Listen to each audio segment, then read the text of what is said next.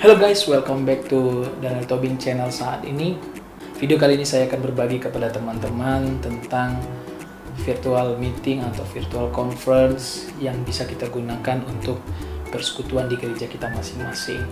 Sebelum kita mulai video kita ini, dalam hitungan kelima, like and subscribe channel ini. 1, 2, 3, 4, 5, check it out.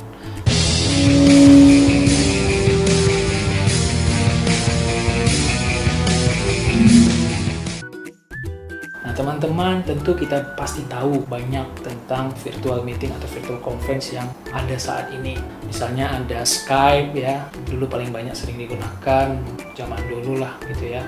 Baru ada Teams, baru ada Google Meet, dan Zoom yang paling banyak sekarang digunakan. Dan masih banyak lagi teman-teman untuk aplikasi itu. Nah tentu teman-teman, setiap aplikasi pasti ada plus dan minusnya. Nah, tentu saya di sini akan berbagi teman-teman tentang aplikasi mana sih yang cocok dan teman-teman bisa gunakan. Nah, tentu itu akan dilihat dari berbagai faktor. Nah, yang pertama adalah pemakaian bandwidth. Nah, bandwidth sendiri adalah konsumsi transfer data dalam satuan bit per second atau bps. Nah, apa pentingnya bandwidth ini? Bandwidth ini berfungsi di mana ketika bandwidth yang kecil akan menggunakan data yang kecil juga teman-teman. Sehingga pengguna bisa menghemat tentunya konsumsi data yang digunakan dalam teleconference. Nah, yang kedua adalah dengan kebutuhan bandwidth yang besar tentu pasti akan menggunakan data yang besar. Penawaran daripada gambar itu sendiri pasti lebih berkualitas. Nah, tentu kebutuhan bandwidth dari setiap aplikasi itu berbeda-beda teman-teman, tergantung teman-teman melihat setiap aplikasi tersebut yang digunakan dalam barang-barang elektronik yang teman punya. Nah, saya coba melihat bahwa dalam pengujian 30 menit untuk setiap aplikasi ini ternyata menggunakan bandwidth yang berbeda-beda teman-teman. Yang pertama, kalau kita melihat bahwa di sini Zoom itu memiliki bandwidth yang paling kecil dari setiap aplikasi. Itu artinya apa? Memang dari setiap aplikasi itu bandwidth-nya cukup kecil dan tidak boros data. Dari sini kita bisa melihat bahwa tentu kita harus pikirkan penggunaan yang terbaik daripada aplikasi itu juga. Nah, sini juga saya akan sharingkan 3 aplikasi yang akan saya coba bandingkan. Yang pertama Google Meet, yang kedua adalah Skype, dan yang ketiga adalah Zoom. Nah, berikutnya adalah kita harus melihat tentang kemudahan dalam registrasi. Nah, kalau Google Meet sendiri disebut juga Google Hangout, mengharuskan kita untuk registrasi secara online dengan akun Gmail. Jadi akan terintegrasi dengan smartphone teman-teman atau laptop teman-teman yang sudah ada Gmail-nya teman-teman. Nah, tentu kita juga bisa masuk dalam versi webnya, webmeet. Selanjutnya adalah Skype. Nah, teman-teman, Skype sendiri teman-teman bisa gunakan di mana pengguna atau host bisa langsung join untuk layanan ini tanpa harus menginstal aplikasinya dengan satu fitur yang ada di websitenya, yaitu namanya Meet Now. Jadi teman-teman bisa langsung tanpa harus menginstal aplikasi ini. Nah, selanjutnya adalah Zoom. Nah, Zoom ini juga hampir sama dengan Google Meet, di mana dia harus mendaftar juga secara online. Ketika sudah mendaftar secara online melalui website mereka, langsung diarahkan untuk mendownload aplikasi tersebut, lalu kita bisa menginstalnya di handphone atau smartphone teman-teman dan laptop dan sebagainya. Nah, secara umum aplikasi ini memang semuanya berfungsi untuk melakukan video conference secara baik. Nah, tetapi kita akan coba melihat fitur-fitur daripada virtual meeting ini mana yang paling istimewa.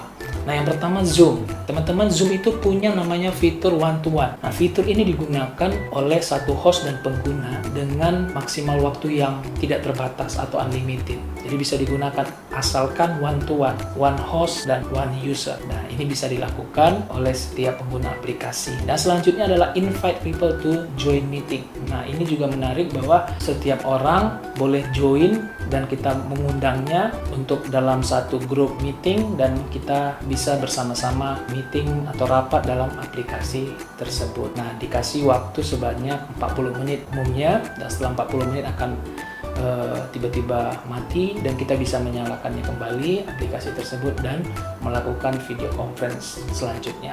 Nah, ini bisa kita gunakan untuk PA bersama, ibadah bersama, dan sebagainya teman-teman. One-to-one kita bisa gunakan misalnya untuk sharing dan konseling dan sebagainya. Nah, selanjutnya adalah sharing screen and chat.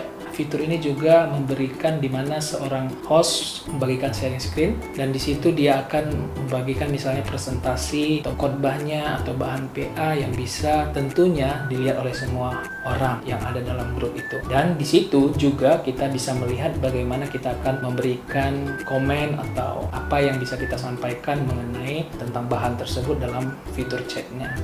Nah, selanjutnya adalah fitur recording.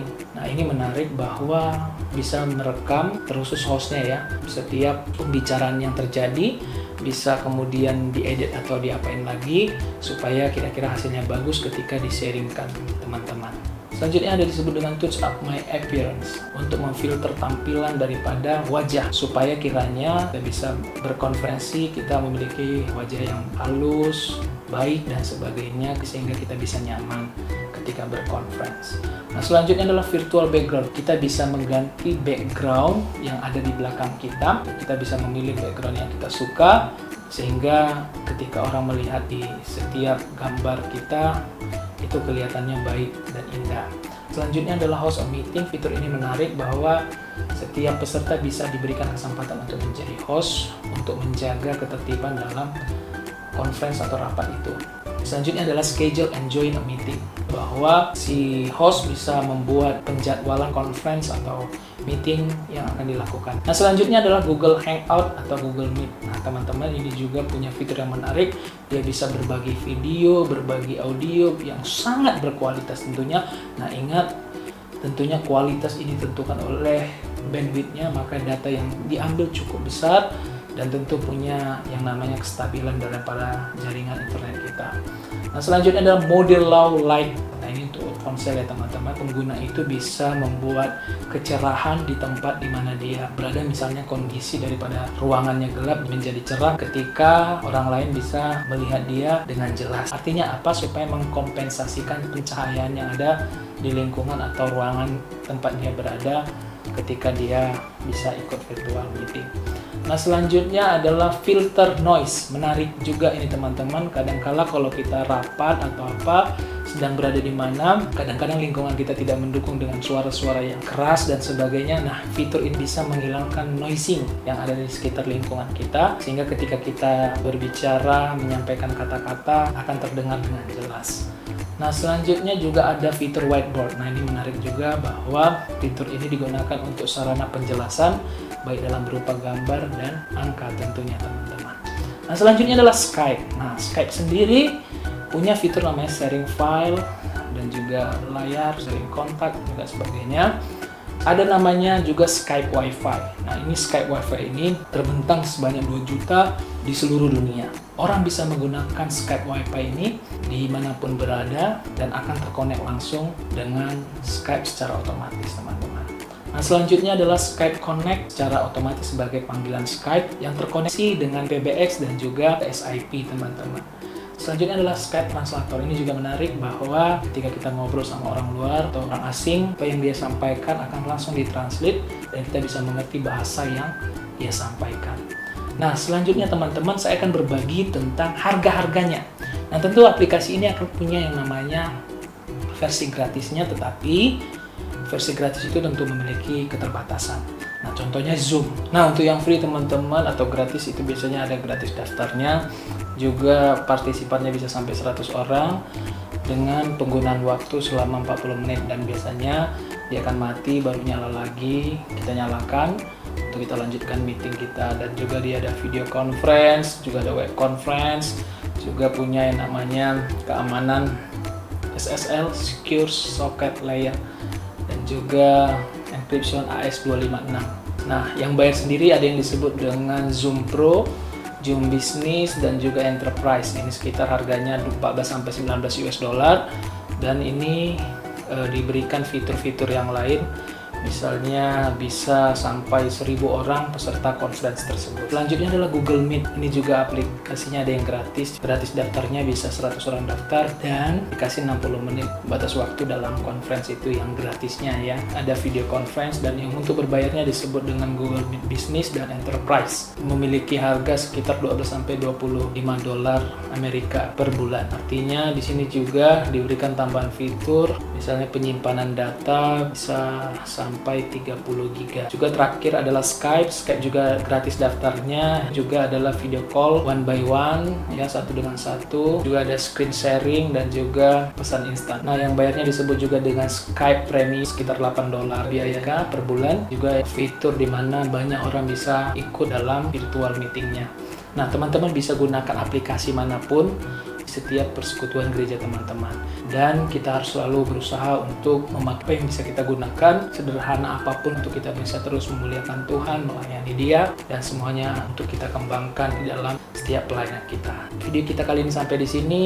Jangan lupa like dan subscribe, dan sampai jumpa di video selanjutnya. God bless you. Tuhan memberkati.